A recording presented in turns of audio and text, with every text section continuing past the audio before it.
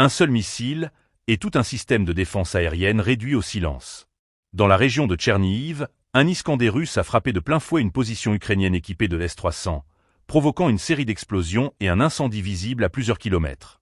Un choc pour Kiev, un signal clair envoyé par Moscou. Restez jusqu'à la fin de ce reportage, abonnez-vous et partagez pour ne rien manquer des développements de cette guerre.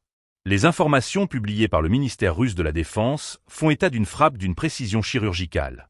L'attaque a détruit un radar de guidage et d'éclairage, 2 lanceurs, une cabine de contrôle de combat ainsi que 2 véhicules de soutien. Les images satellitaires et les témoignages locaux évoquent une détonation secondaire suivie d'un violent brasier, ce qui suggère que des munitions étaient stockées sur le site.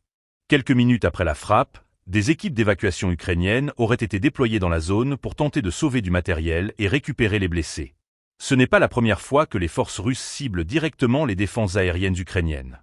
Mais la perte d'un S-300 reste significative. Conçu à l'époque soviétique, ce système est encore aujourd'hui l'un des piliers de la défense aérienne de Kiev. Sa capacité à intercepter des avions et certains types de missiles en fait une arme stratégique.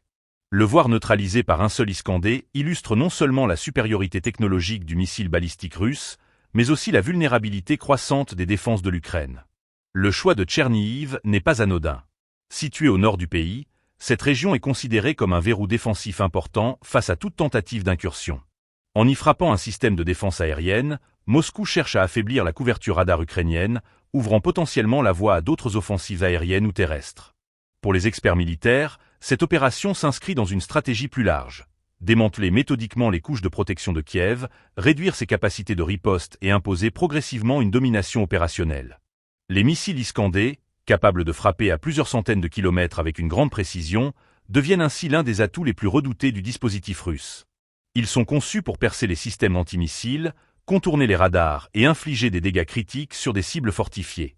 Chaque frappe de ce type représente donc un avertissement. Aucune infrastructure militaire ukrainienne, même protégée, n'est à l'abri.